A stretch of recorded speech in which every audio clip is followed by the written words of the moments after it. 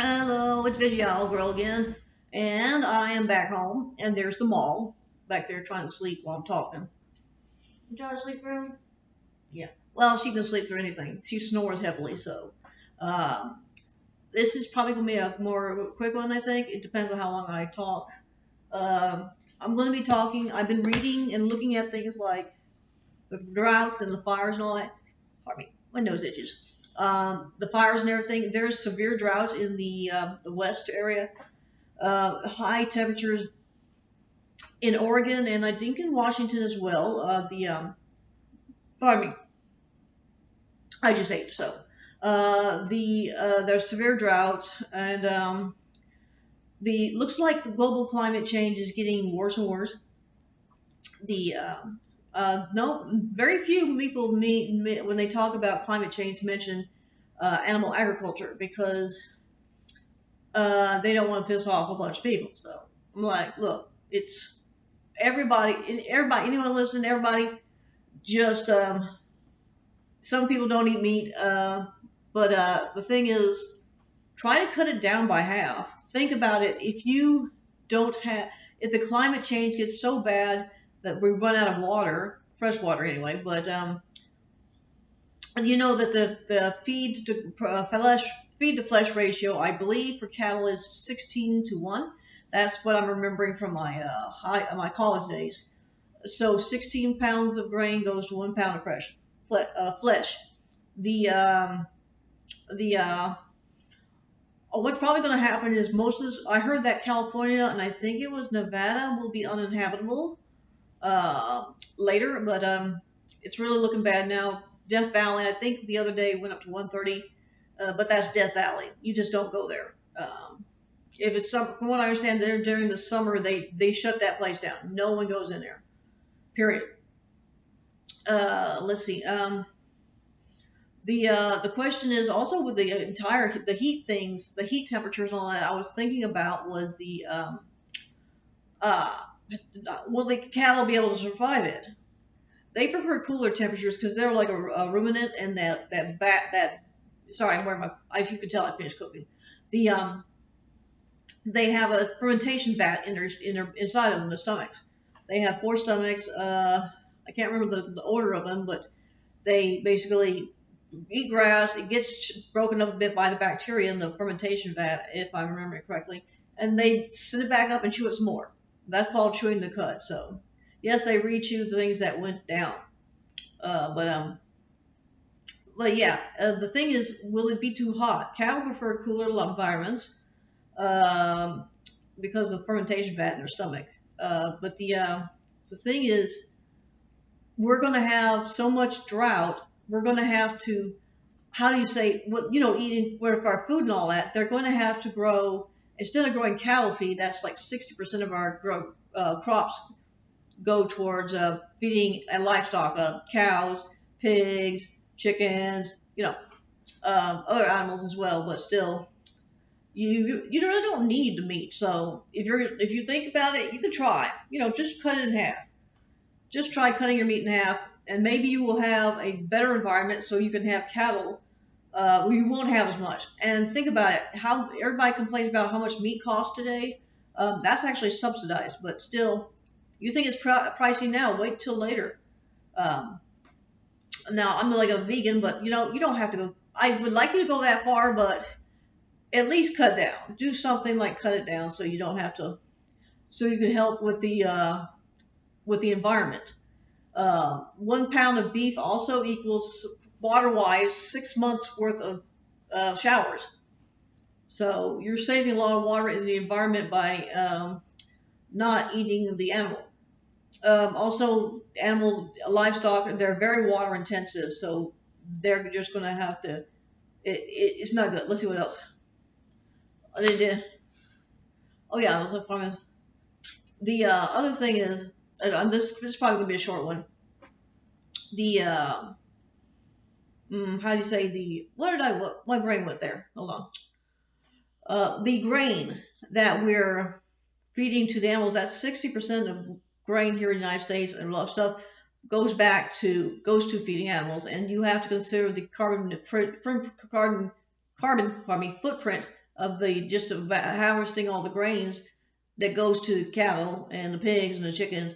Um, I'm not sure what they pig say. I know pigs usually get a corn sort of diet, and they do use a lot of corn to grow to finish cattle. Um, Now, I'm personally, like I said, you just cut down. If you can't cut it out, try to cut down for the sake of the environment. And that grain that we're growing now will probably have to be converted into areas where they grow grain for humans. I need to go back and look at that damn thing I saw on global warming. There was something about a different kind of grain that's very drought resistant or drought tolerant, I mean. Um, and you get good bread out of it. So I'm going to have to look at that, but I don't know where. I'd have to go back on the TV. I do YouTube here, and I watch YouTube on TV, and I do my other YouTube stuff here. But think about the fact that they may have to convert that because we'll have a lot of people that's going to need food. Um, Actually, we can grow enough grain right now to feed everybody. It's just going into livestock and such. Yeah, so like I said, there's going to be converting those lands that are growing livestock feed into lands that's growing like wheat. You might grow vegetables, broccoli. I like broccoli. I had a friend of mine. He was on blood thinners. The how do you they call it the rat poisoning, warfarin. It's used for poisoning rats, but the amount that they give you is only going to, it just thins your blood out, doesn't hurt you. He couldn't have broccoli because of vitamin K. Seems like he has a problem with that, but he died a bit back ago. The vehicle hit him, and he went flying 20 feet. And yeah, he was a good man though, very good man. And the guy, he died. Some people die of unexpected ways. You're not guaranteed your life. But you gotta work every day and make your life a good life. And I'm watching the original Gangsters shirt again. Oh, look at her. But anyway, let's see. Just thinking about if you think about how if you guys have not seen Soylent Green, it's a classic. And people reference it a lot. So if you can watch the movie, I think they made it in the 70s or something. It does have a kind of vibe. But in that movie, basically, only the rich can afford to have real food. The rest of the planet, everybody else eats Soylent Green. But the rich can afford strawberries, a little bit of meat or a tomato. Um, yeah, so like I said, you check it out. It's very interesting. Um, and you've heard people say, eat the rich, save the poor, eat the rich, feed the poor, eat the rich. That's a Soylent Green reference as well. But anyway, like I said, I'm gonna go look into other things, and I'm gonna check about that. I'm gonna turn the TV back on and see if I can find the thing I looked at, the documentary I looked at, and going to see if I can go back and see what kind of grain that was. I'm gonna write it down, so get more information for you soon enough. And yes, she does snore quite a bit. I don't know if you can hear her snoring, but she does snore. But I'm used to it. I'm like, whatever, in a while. But anyway, like I said, I'm also helping to volunteer at these. There's a place for animal rights group here where I live, and I'm going to get into their email list and all that. I found the letter that they sent me, and I'm like, oh, there it is. It was actually in my bedroom on my bureau. I was like, there's where you went. I also file things, so I'm going to have to go through and I'm going to file this. I'm going to read through everything they told me to look at, and then I'm going to file it. I'm trying to get rid of stuff that I don't need. Stuff that needs to be shredded goes in that box. See the box, that box right there? Yeah, that box right there. That's my shred box. So I'm basically going to go through paperwork, and that's my shred box. And like I said, I have a trash can. It's not a trash can, it's just one of these. You don't use plastic bags anymore here in the state of New York, so I sometimes will get a paper bag so I can use them in my car. You just like you're eating something, you throw it in the trash instead of throwing it in the wheel in the plate where people's feet will go. You just throw it in there, and then once it gets full, you take it out. I've been watching documentaries about how our water supply is going down. Where I used to live in Kansas, there was we were at the northern Kansas, northeast Kansas. There's an aquifer. I butcher its name every time, so it's just an aquifer that goes under northeast Kansas, probably the center as well. It ends down in Kansas area, but it goes up through Nebraska, South Dakota, North Dakota. I'm not sure it goes to North Dakota, but I'm sure it goes all the way. It goes through Nebraska up. And it's pretty low because they're using it for agriculture, for animal agriculture. So hopefully we can get. You know what? I was usually hollering about the rain here and there because the cloudy days. I'm like, I don't want a cloudy day. But we should be happy we have water here. So I'm not gonna complain if it rains. I'm like, yeah, go ahead and rain. Um, and there's they have crops here. There are a lot of wine places up here. But anyway, like I said, think about it. Go on Pinterest. I mentioned that before, probably.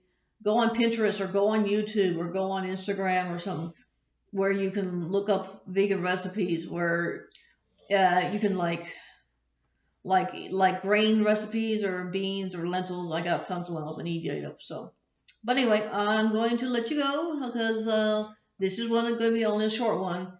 But like I said, think about it. Just think about all that water. 1 pound of flesh of the cow is 6 months worth of showers. That's a lot of water. So think of, some people say, well, I'm eating the problem. No, he will. The farmers, you eat some of that meat. The farmer's gonna be like, I have demand, and he will breed a cow. I probably mentioned this before, but the bull does not go to get to look at the ladies. No, the bull is not anywhere near the ladies. They use semen with semen extender, and they put them in. They call them straws, and basically they assimilate the females that way. Um, yeah, I've seen them being mixed with semen extender. This was for pigs though, but yeah, they mix the semen with semen extender. They don't have bores going on. I don't think they even let you animal. Well, they would have to let the bores. You have to have bores because they would not be for food because the glands they have.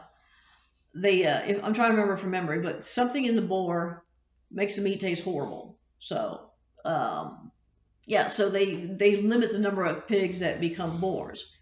So, but anyway, I better go because I got to start on my dishes and get ready for Molly. And she's snoring right now. Where you at, girl? There you go. But anyway, I'm going to let you go, and I will talk to you later. And thank you very much.